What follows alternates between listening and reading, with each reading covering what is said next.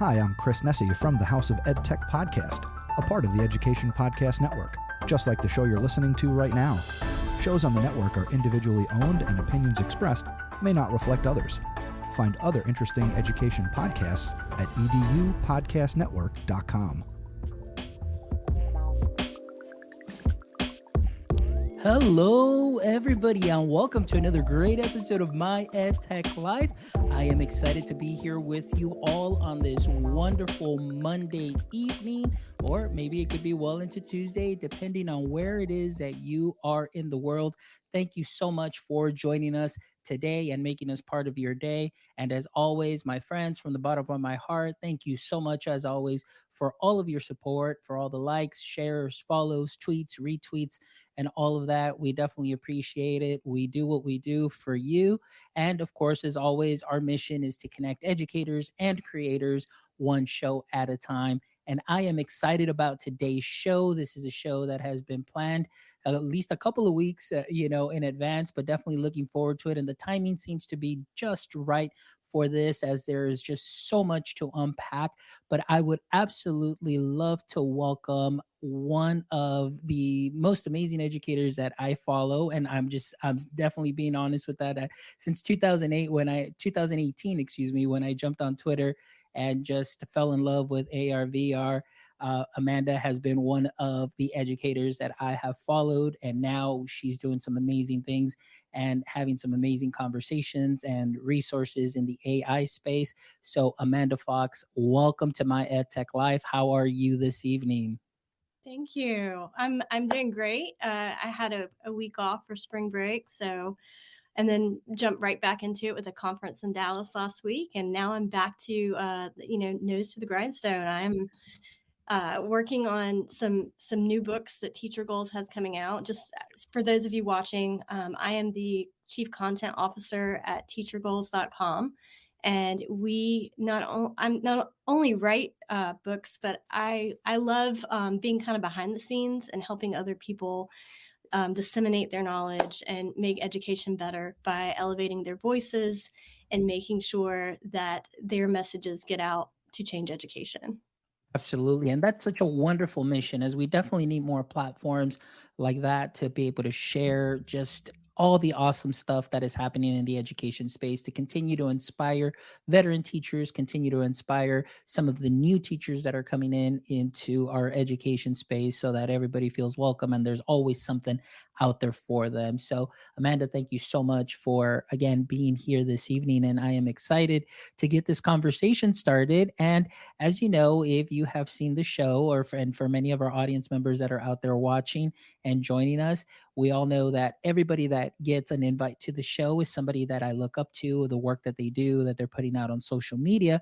And it's almost, I liken them to a superhero. And as we know, every superhero has an origin story. So, Amanda, I would love for you to share your superhero origin story. And I always like to start off first by asking, education or is education something that you already knew you wanted to go into, or is it something that came in at a little later time?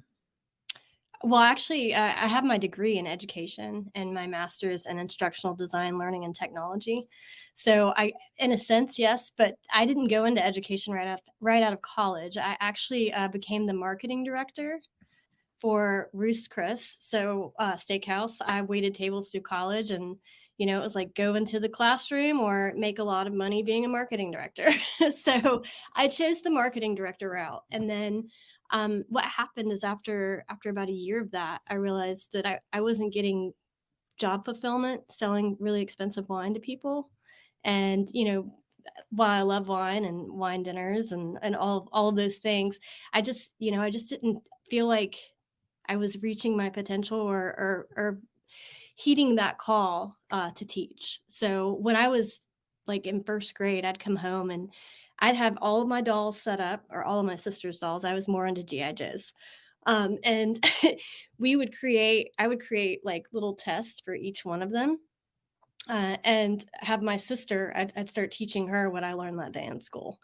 And that kind of perpetuated throughout elementary. And I don't know, I guess it just natural. I just naturally followed through with college, and then finally, went into education in 2010. So I've been in for 13 years now, and I don't regret it one bit.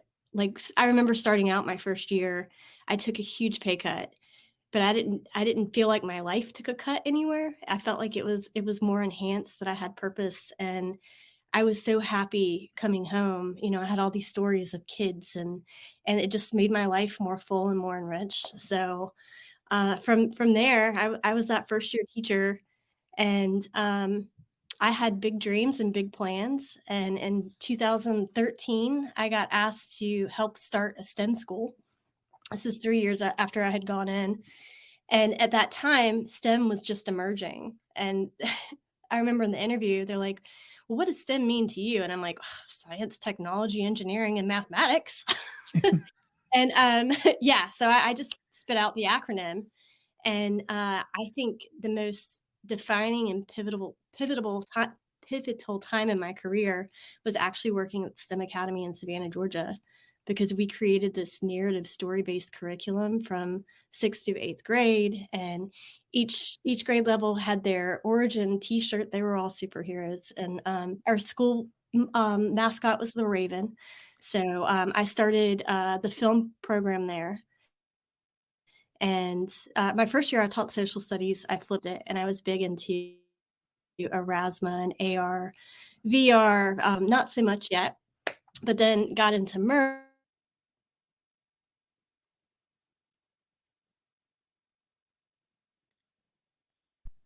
I guess my love of technology kind of uh, kept me hungry and creating and sharing. And I saw Lodge McCammon. I don't know if you're familiar with him. No. So he did these whiteboard videos. They were one take flip videos. So after my first year teaching social studies, I would stay after school for like 3 hours, and I'd take a standard and I'd unpack it into 5 whiteboards. Went to Home Depot, bought the big whiteboard, had it cut in, and then I'd record my lecture in 5 minutes. If it went to 15, I'd break it up into part 1, part 2, part 3. So we're looking at like the Russian Revolution, the 5 themes of geography.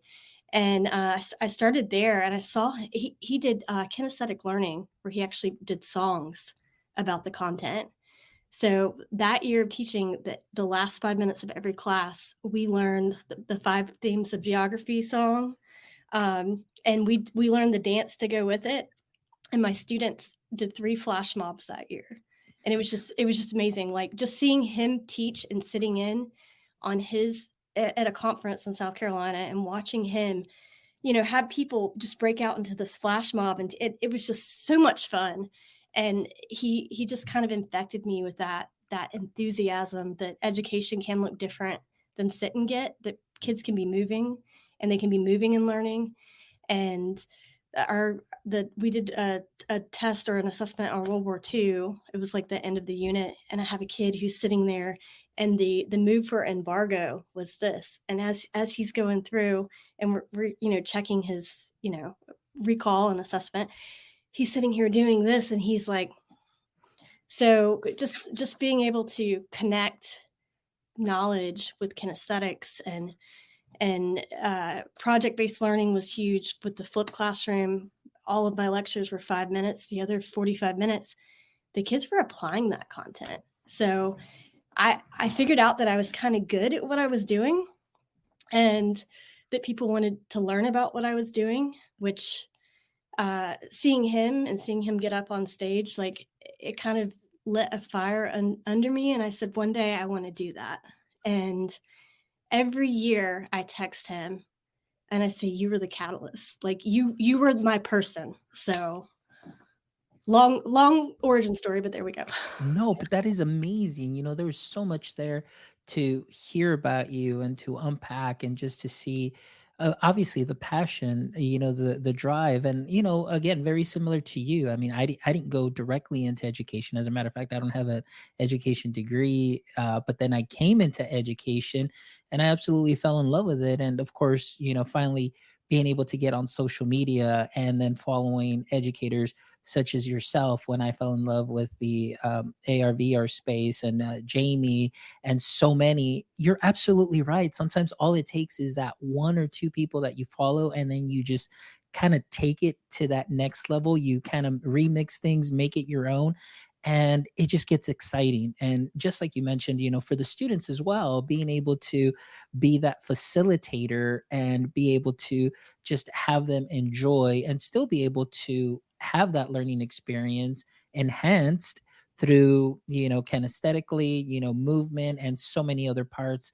That is something that is amazing. So now I want to ask too, like now being in the classroom like you mentioned and having that experience, you did mention a couple of tech apps and so on, but when was it, or was there a specific, maybe like you said, a specific person or a conference where you just started just maybe implementing more tech into your classroom that kind of led you to where you are now?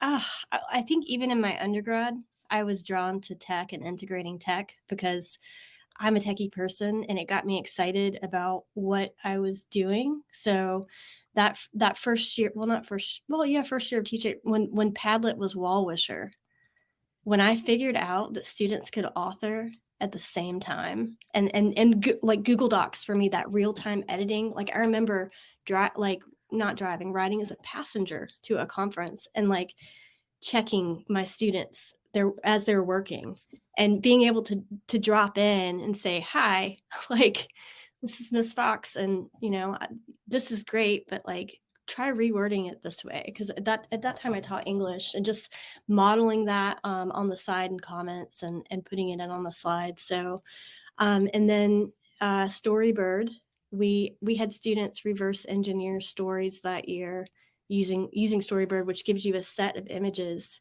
and then you have to unlock the story in those images and write something that makes sense. So I used that technology tool or platform to have students write stories of origin, and we looked at folk tales, and it was just such an amazing experience. And at the end of the year, the kids actually got their books printed and they held them. And like I didn't get to hold a book that I wrote for the first time until like 2019. So to be able to give them that experience of writing something and then holding it in their hands like a finished printed copy is something that I think every kid should experience, and that we should take the time to make sure that opportunity happens. Yeah, no, and I agree with you. I think oftentimes on that, we want to ask just for output from the students just to turn in, but the output is just really either a worksheet, whether it's digital project or something like that. But like you said, so there's something special about them actually being able to create something, and then it becomes something tangible and real to them that can definitely inspire them. So I love that. And then, like you said yourself, that story where now you were teaching your students this and they were able to hold their book, and then in 2019 you were able to hold your own book, and I bet that that was an experience. So tell me about that experience, as we're definitely going to be talking about, you have been very a busy writer, that's for sure. So tell us about that passion for writing, that where did that idea come from? Was it from inspiring your students? Then did you just say, what, I can do this too? Or tell me a little bit about how that went. So whenever anyone asked me when I was growing up what I wanted to be, I want to be a writer. That's and an artist. Those were I want to write, and I want to draw. And they're like, well, you can't make money doing that, Amanda. You have to pick something realistic.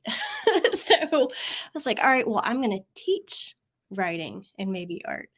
And all the way back to like second grade, when you make the little flip book animations, right? I made mine on lined paper and stapled it and would flip it. And I would write my own scripts and kind of like do my sister and I remember it's like third grade, we had that little tape recorder and we're just passing it back and forth, and we made our own talk show. So I think it's always kind of been in me, but I didn't believe that I could do it until I surrounded myself with people who had the dreams that I did. And that's one of the big things that I like to say in every podcast. And or anytime that I'm talking about people who have, I didn't get here alone.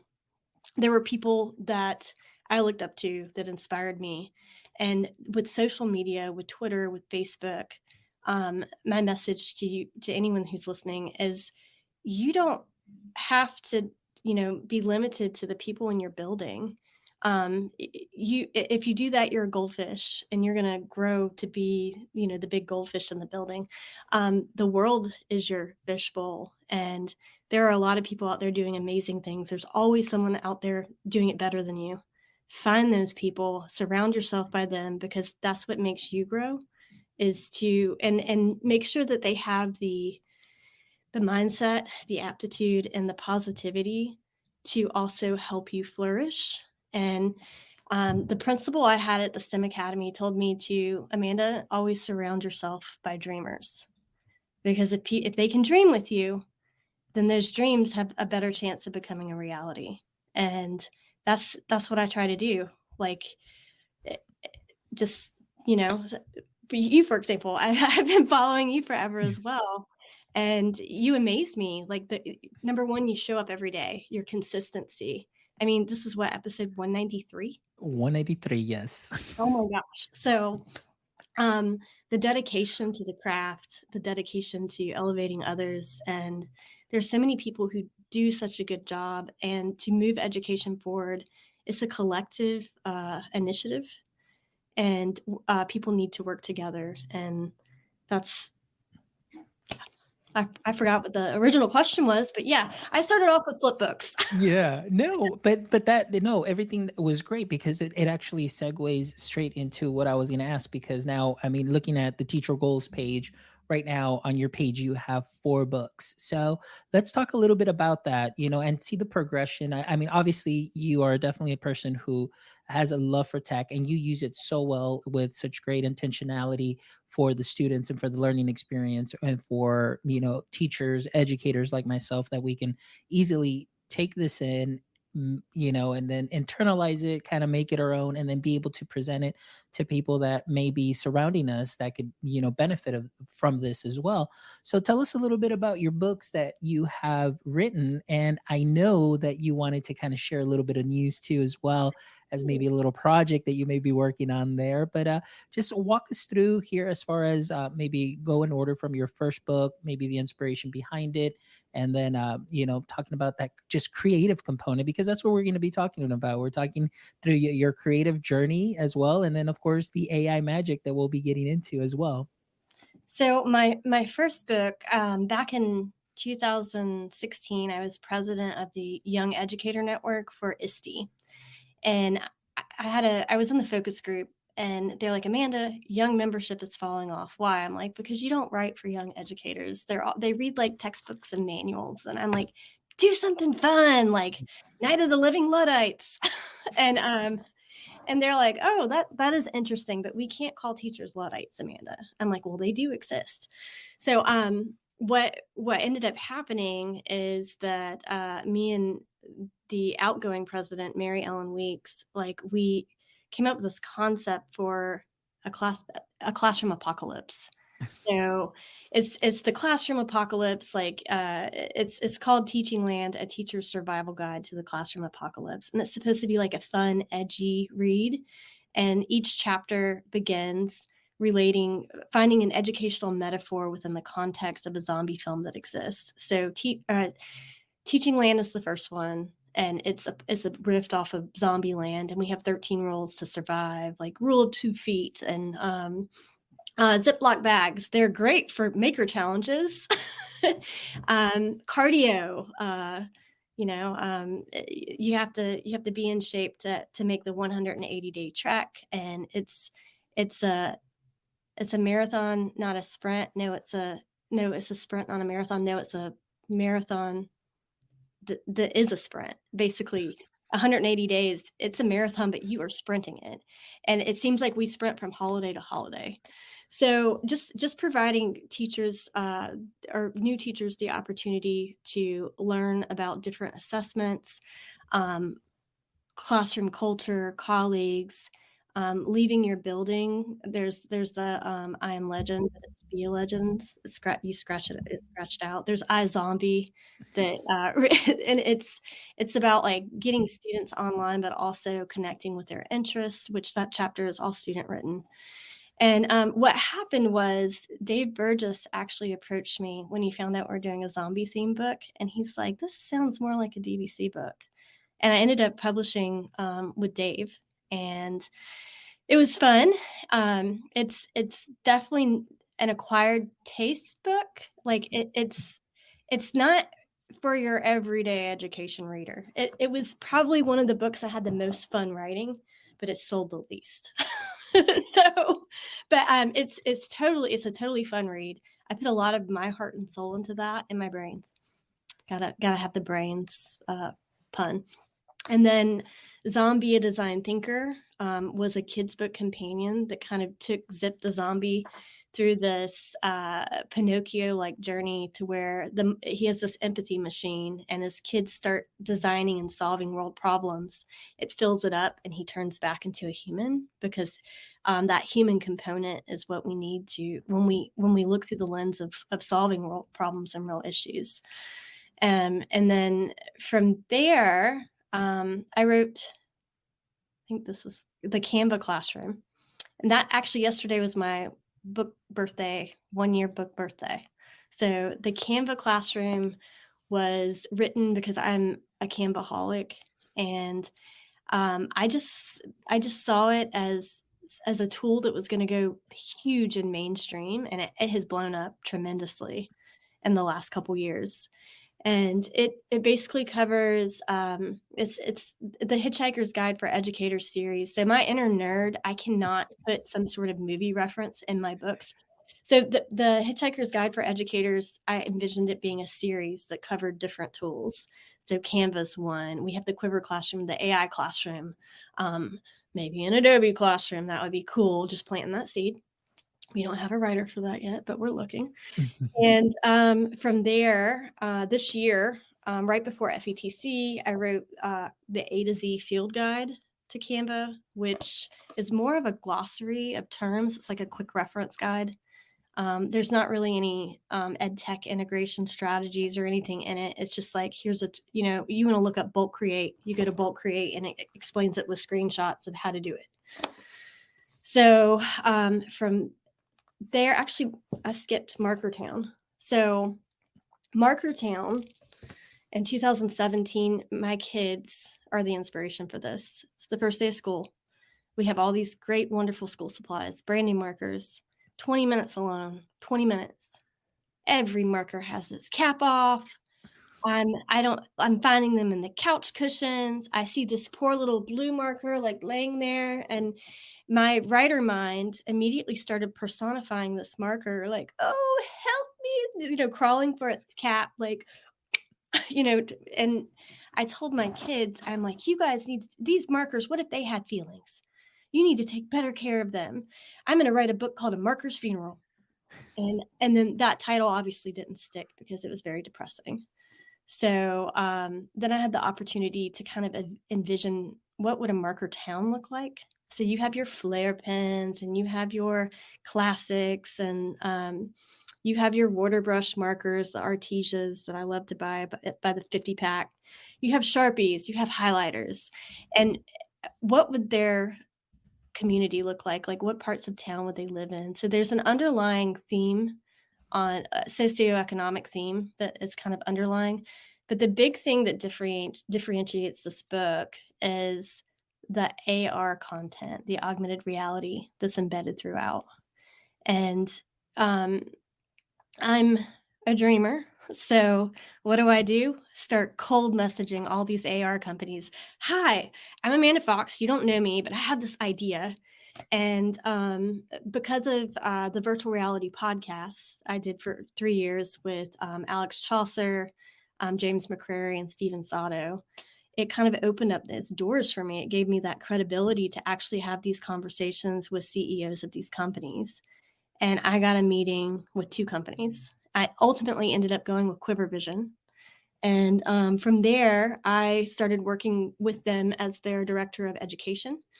and helped kind of map their pathway forward, and new coloring sheets connecting them to content, and writing, the template that ultimately is what all their ambassadors use for that platform.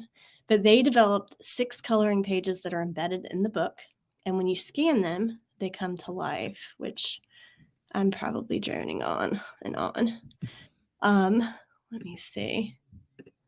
So if you want to share my screen real quick. So these are the coloring pages. We have a create your own flag. And with this, there's a lesson plan where students actually create a flag that represents the theme of the book. So it connects it back to literacy. The frame, the first page, my kids' artwork is on the board. The markers were like, oh my God, look at what I did there. It's so beautiful. So the students that are the readers get to actually add their own artwork in the book. So this is a book that invites kids to actually draw in, which I was told growing up, don't draw in your books. I always did. So it's like, oh, there's an elephant. My little elephant scribbled next to it. Like I draw my version. So the kids are actually invited in, and there's a dinosaur. Well, the art page also filters through Matisse, Van Gogh. So there's an art history lesson kind of embedded into that page. The dinosaur, who doesn't want a cool dinosaur that comes to life and stomps around in the book? I don't have a lesson plan that I've created for that one.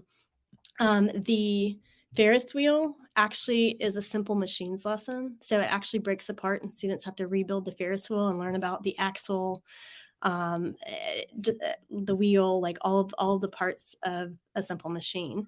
And then the Markertown Sharpie is just like a hype page. It's the title page when you open the book.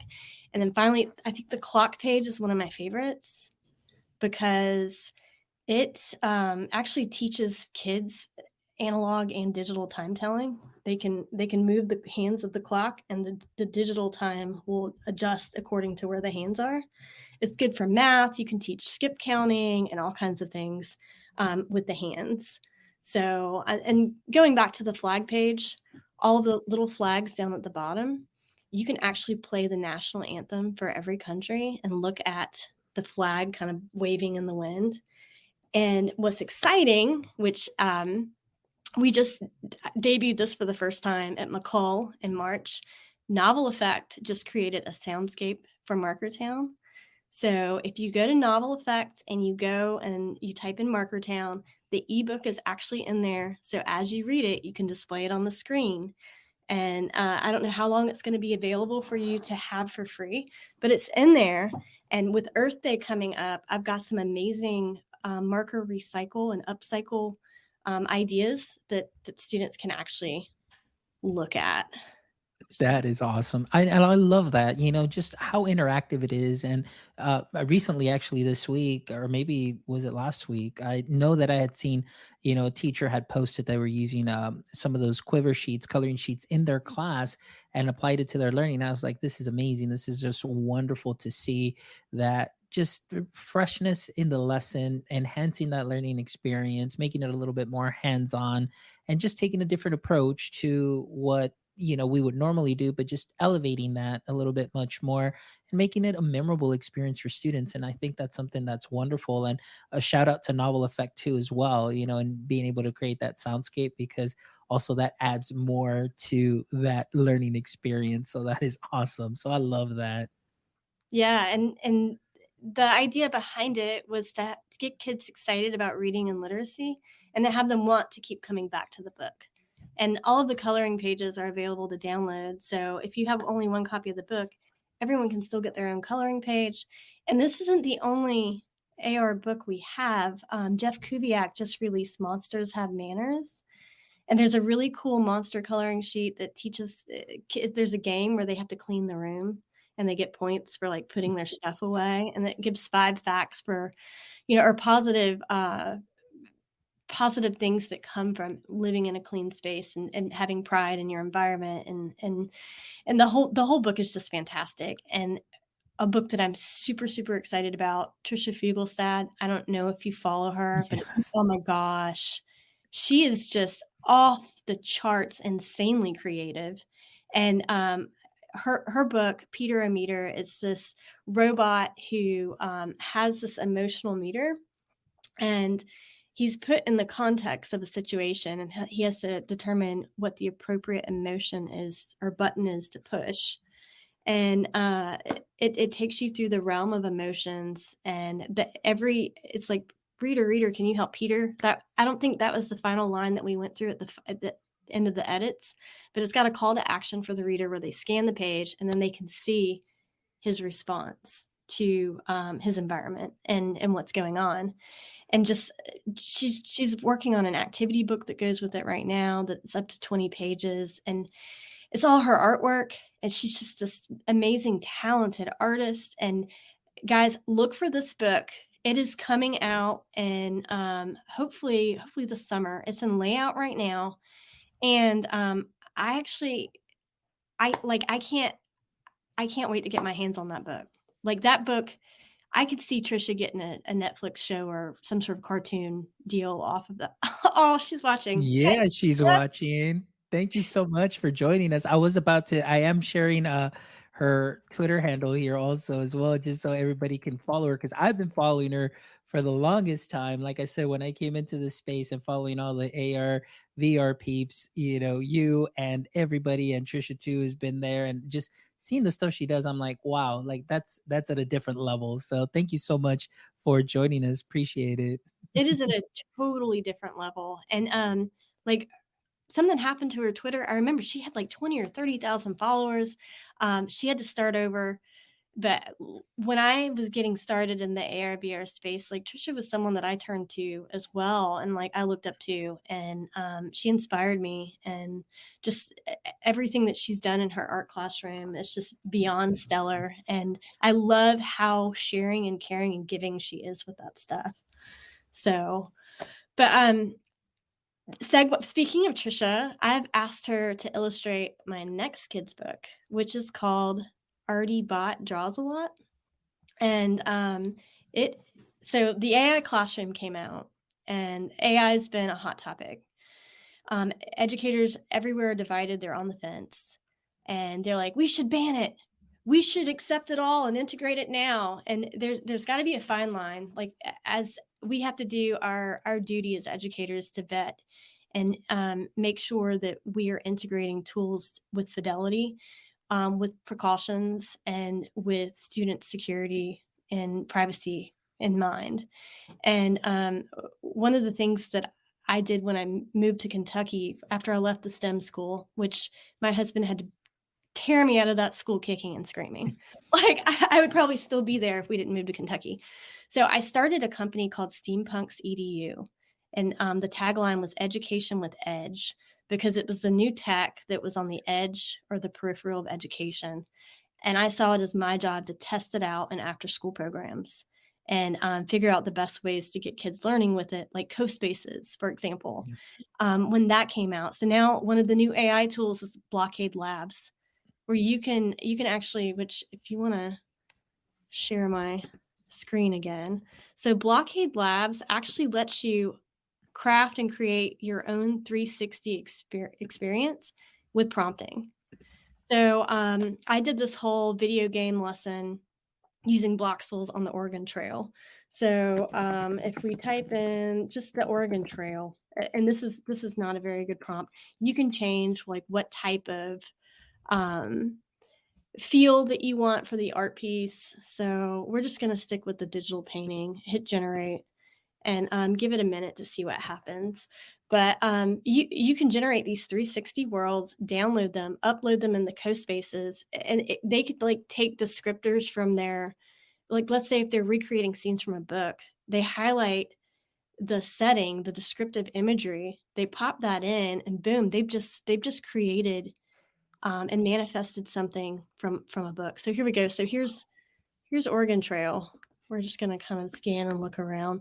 So now imagine in CoSpaces, which for those of you who don't know, it's a 360 like VR, AR, drag and drop coding platform where students can build their own 360-degree worlds.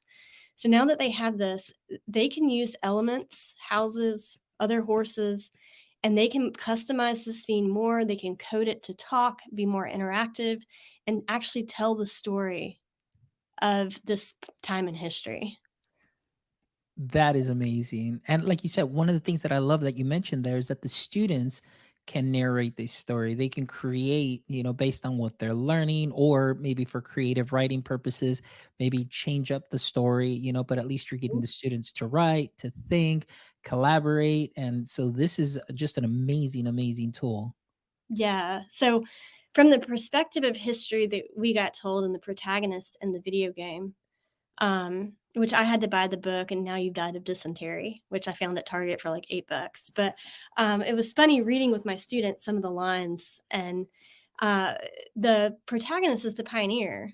There are marginalized stories that we never hear or learn about. So their job was to actually go in and tell their protagonists, instead of the Oregon Trail, there are 5 trails that you could take to get to Oregon or California. There's the Gila Trail. I don't remember all the trails now. But they had to pick a trail, and they segmented it into sections of the game. And one would tell the story of the Native Americans, another the story of women during this time, of African American slaves, like what was their experience like. So it gave them the opportunity to explore further narratives within the larger narrative, to get down to how it impacted everyone, not just the pioneers and the gold rush. The Chinese immigrants it was a huge, during the gold rush, like the laws that were created that were very racist and just dividing. They got to learn about all that, and they got to learn how, historically, connecting it to current day, what's going on, and just seeing that collective holistic history, and it sparked amazing conversations. Oh, most definitely. Like, this is just amazing. And just to hear that experience too, as well, for our audience members that are listening, I did pop that link in there. I'll definitely make sure and put it in the show notes as well. So you can go ahead and check this out as well. Now, Amanda, I wanted to talk to you because I know you did mention, you did mention Artie. So we want to make sure that we do talk about that, because I know that that's a project that's happening. And first of all, I also want to say thank you so much, because you were kind enough to trust me to just look through this, and I absolutely loved it. I mean, it's such a wonderful book, a read for young scholars to be able to understand the world that we are moving into, and as they continue to grow, they become familiar with what we're seeing. And what we're seeing is definitely, like I mentioned, AI in education. So tell us a little bit about that too as well. Yeah, I did start, but I'm like a squirrel when I get talking. Mhm. There's like so many different. I'm just like, oh, squirrel. Yeah. Let's talk about Blockade Labs now. Mm. So already bought, but actually before we even started the AI classroom, I think I started this last year. I started writing about this little robot from the perspective of it was the art community debates on, Midjourney, Dolly, like looking at Canva image generator, now Firefly, all of these tools that, you type in a prompt and boom, you've got art. That's not art. And it's very divided. And a lot of it comes down to how AI has been trained, and the body of work that it's been trained on. So there's lawsuits that have arose. And I think what we're going to see is a shift to how these tools are trained in the future to make them more accepted. But Artie Bot arose from that debate, and from the artist community saying that's not art. And I saw this big thing with it's a competition. It's me versus the machine, and it doesn't have to be, because a lot of artists are using it to spark ideas. They're using it, they're uploading their own art and putting filters or finesses or altering it and then exporting it back into Photoshop. So there's a lot of steps, and there's a big process behind it. And there's a lot of people that are using it in beautiful ways. So what I wanted to do is break down what it means and what it is for children, because sometimes when you break it down on a, elementary school level, it's easier to have conversations around it and understand, I guess, the argument and debate around the topic in general. So I'm just going to read a quick excerpt. So it starts off, Artie Bot, he's going to school with humans, and which, yeah, okay, so you guys are actually seeing this is my last final editor copy. So you can see, actually, my editor, Laura Bont, she's phenomenal. She specializes in meter, and I write in meter, specifically anapestic tetrameter. So this was like, I think it says round 3, but I make copies, so it's technically round 6 iterations of this. So Artie Bot is an AI-equipped art machine engineered to make beauty appear on his screen. He's programmed to paint using written commands, keying word after word into long verbal strands. He rolled into art class with zero supplies, just a system that scanned other art through his eyes. He studied each student as they studied him. They looked at his frame from his head to his rim. I'm here to create and enter the show, keen Artie Bot said in a digitized glow. I convert text to image and draw from my system, but his classmates were human and fast to dismiss him. That isn't creative, said Sloan to the left. What you are producing is no more than theft. Let him try, said Miss May. He's not like you or me. I wonder what art made by robots could be. So as they kind of go through, Artie's just, the first part is like learning all the different art. Like they covered Art Deco, Pop Art, and Baroque. Each painting was analyzed down to each stroke. The kids are pissed. Sorry, they can't compete with his memory and his recall. And then like, well, that's fine, but can you create? And then boom, before they've got their canvases set up, he's created this work that channels Matisse, and they're just throwing in the towel. They're getting more and more mad. And they bring up the public domain. It's that I don't like the way you were trained. So it's bringing in some of these vocabulary words that are important to have conversations with students. It introduces media literacy, citations, and just really frames that debate. I'm not going to say how it ends, but that's my little teaser. Oh, I love it. But like you said, one thing that I want to highlight is, like you said, we are having these conversations. There are people on both sides. For myself, I always say, like, I'm kind of in the middle trying to reconcile both and listen to both. And because I do share on both sides, I'm here for all the AI, but then, also, listening to all those valid concerns and in doing research too. I try and listen to both sides, but it is, I'm not going to lie, it is an exciting time. And these conversations, though, that are being had, one thing that I love that you said is sometimes when you bring it down to this level, people understand it a little bit more. And now it's like, oh, okay. So I absolutely love that. So when I read it, I was like, man, Artie's so cool. Like, Artie, this is awesome, because you can definitely have a conversation around this and it's easy to understand.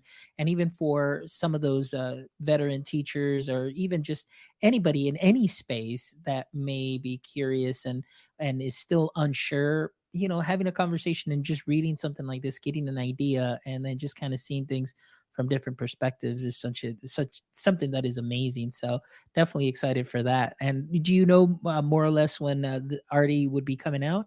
In the fall.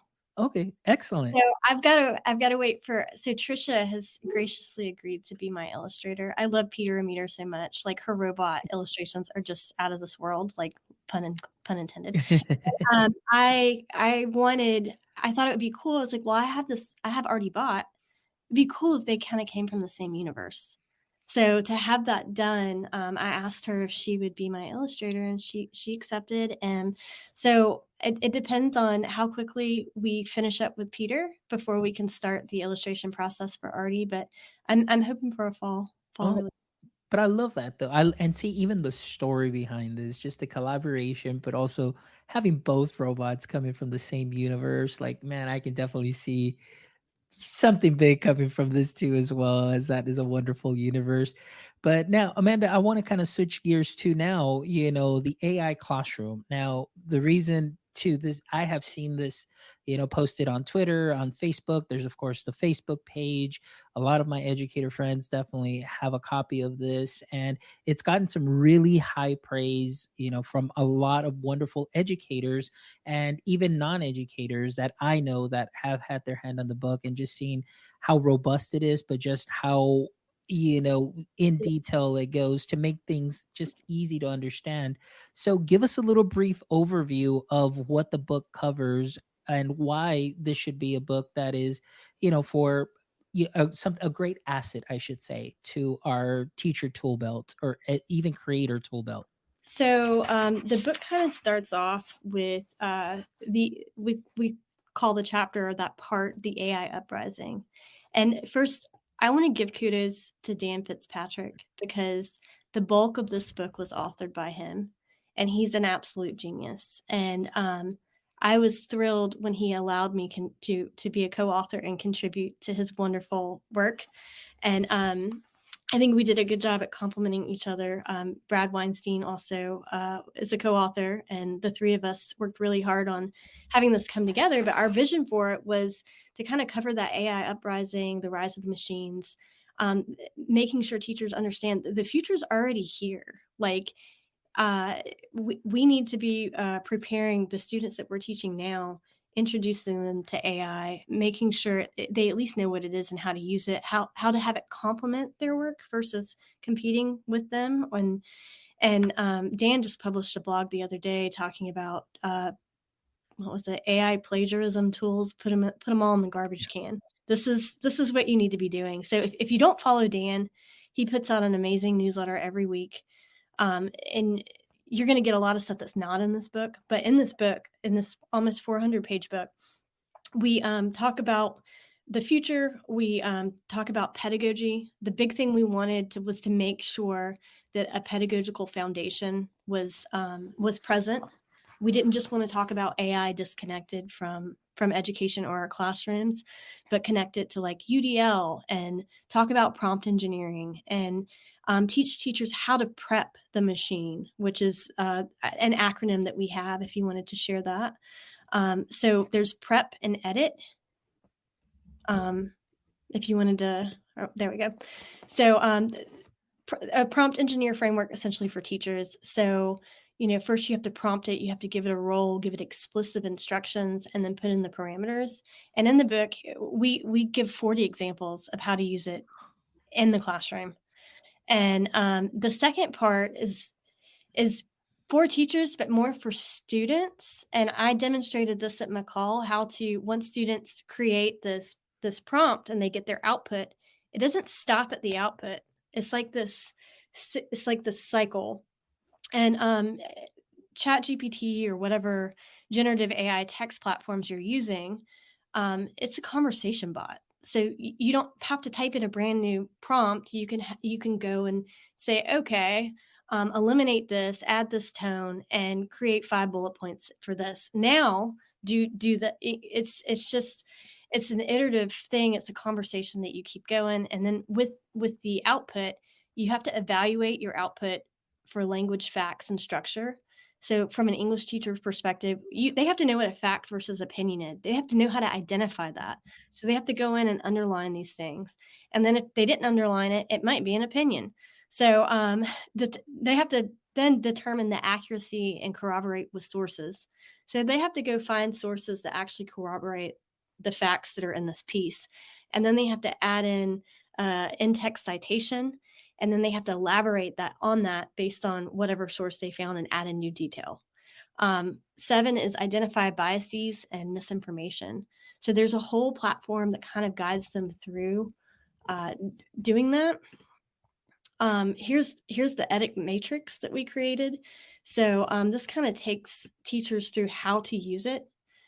And then there's the transform content. And with the transform content, so this is actually the diagnostic questionings that you could give students to help them.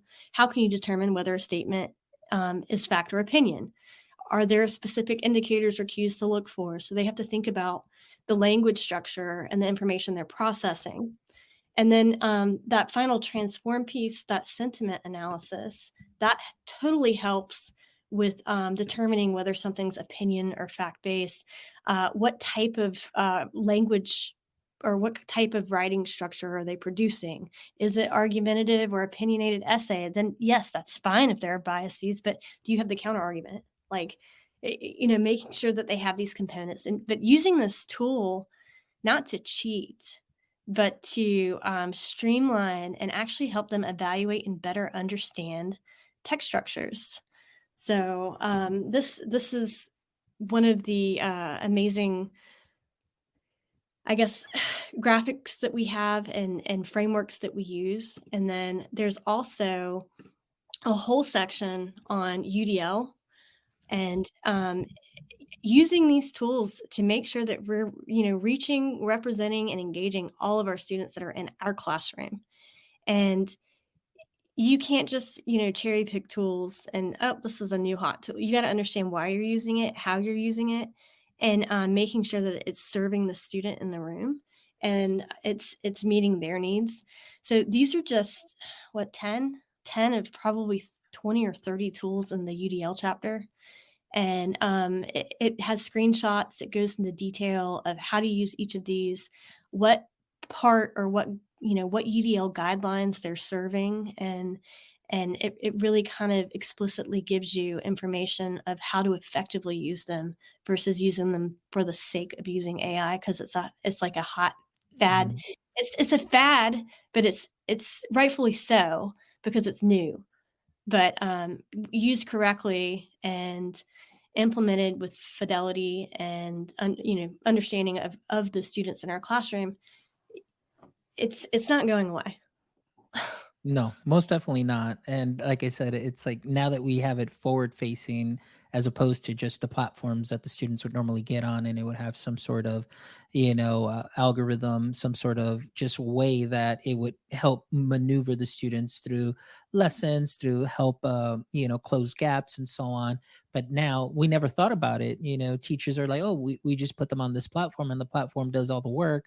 But now that we see that sort of technology just right in our faces, that's the where we get those reactions. And again, from I think from December on, when all of this kind of blew up, things have kind of started to kind of just kind of come back to some sort of acceptance. Still the conversations are there, but I think that people are definitely reading more about it, and educators such as yourself and of course Dan and Brad and everybody out there that's putting things out into the space to share, obviously the good, some of the precaution that is there, but at least having those conversations, and also not trying to steer teachers away from using it, because I think that this is something that is a great tool for teachers themselves. Also, like I always say, if there's a tool that if you can get back 5 to 10 minutes of your day to just decompress, even if you're in your classroom with the lights off and everything, and less things that you need to worry about, I think that's a win, and this is something with the AI can definitely do. So definitely some exciting times. So I'm very, very thankful for that. And of course, thankful for this amazing and complete guide that you have put out here into the education space to help us navigate and answer some of those questions and lose that fear and just take a little bit of risk and learn about it. So thank you so much, Amanda, for your work, and of course for Dan and Brad, and that contributed, all you together. This is something that is amazing and much needed, and it came out at the right time. So thank you so much for your work. I really appreciate it, and it's just been an amazing conversation, Amanda. Thank you so much. Like I said, I've been a huge fan, huge follower, and thank you for all you continue to do. And I'm looking forward to, what else is coming, because it just seems like every so often I see on Twitter you've got something going on. There's another book, there's another project, there's another podcast, and so on. And I don't know how you do it, but keep doing it, because we definitely need more passionate, inspiring educators such as yourself in our space for sure. Well, I aspire to be on episode 193 of my podcast one day. So, thank you for being consistent and a inspiration for me in my work as well. What I tell educators, which you hear this a lot, AI will not replace you, but an AI using teacher will replace you. I'm going to take that a step further and say maybe an AI using teacher won't replace you, but that AI using teacher is going to get an hour more at home with their kids. They're going to have, and in McCall, I was kind of talking about this and how it's just streamlined my workflow to where, in the classroom, we selflessly raise other people's children. We spend more time with other people's children on a day, not raise them. But we spend more time, 8 hours with other people's children, and that's more oftentimes than we spend with our own. So, because we take work home with us and we're constantly working in the afternoons, the weekends, that spring break, guess what? Probably working over Yeah. that unless you're really, really good, not bad like me and, workaholic. But Mm. um that time that you'll get back from using AI is something that I beg all teachers to not discount and to explore. Yeah, most definitely. I had a comment here from Sophie Youngs, who's joining us, and she says it has become her personal assistant. She says she loves Chat GPT because it helps her do regular tasks faster. Absolutely. Absolutely. So way to go, Sophie. Well, Amanda, we've come to the tail end of the show, but before we go, I always love to end the show with the following two questions. So hopefully you are ready here. And the first question is, in the current state of AI, all right, we're going to, since this is what we're talking about, what would you say is your current AI kryptonite? Um, so I didn't totally understand this question when you kind of asked it initially, and I had time to think about it. And I think the thing that kind of irks me, or that is my kryptonite in terms of how it's adopted and accepted, one is that the bans, people who want to ban it, two would be being too narrow-minded. Like when you say AI, thinking Chat GPT. Well, our book has probably 50 other AI tools that have nothing to do with how students can cheat, but can help assist them and you as a teacher. So, getting out of that mindset of being too provincial and narrow-minded, and looking at the tools in AI holistically, like overall, like what exists. So, just ChatGPT is the first thing I think that comes to people's minds, but you have to dig deeper. You have to go further and find tools that are going to work for you. Maybe ChatGPT isn't it, but there are tools that can be. So, Excellent. Great answer, Amanda. All right. And question number two is, if you billboard with anything on it, what would it be and why? so I'm a big fan of Field of Dreams. If you build it, they will come. And I've kind of changed that a little bit from my Steam and Maker background. If you let them build it, they will come.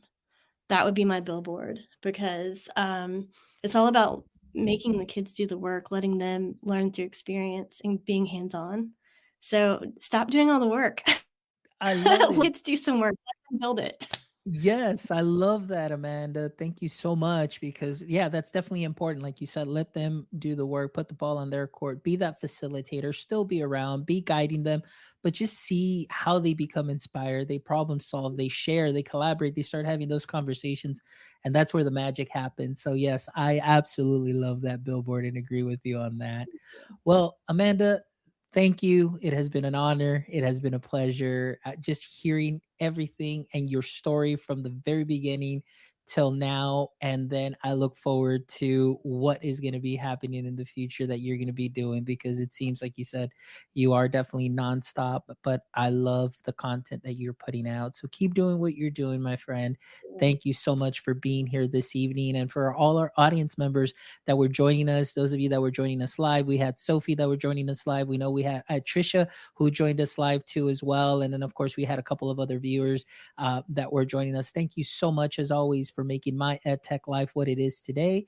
Please make sure that you stop by our website at myedtech.life, myedtech.life, where you can check out this amazing episode and the other 192 amazing episodes with wonderful educators and creators, where you can take a little bit of knowledge nuggets, sprinkle them on to what you are already doing great, And also, if you would love to contribute to our mission of connecting educators and creators one show at a time, please stop by our merch store where you can get yourself a nice My Ed Tech Life cap, a sweater, or a shirt. We know that summer conference season is around the corner, or you can start prepping for that fall conference season because we've got some great sweaters too as well. So and I just want to let you know that all of that goes back to our show as well.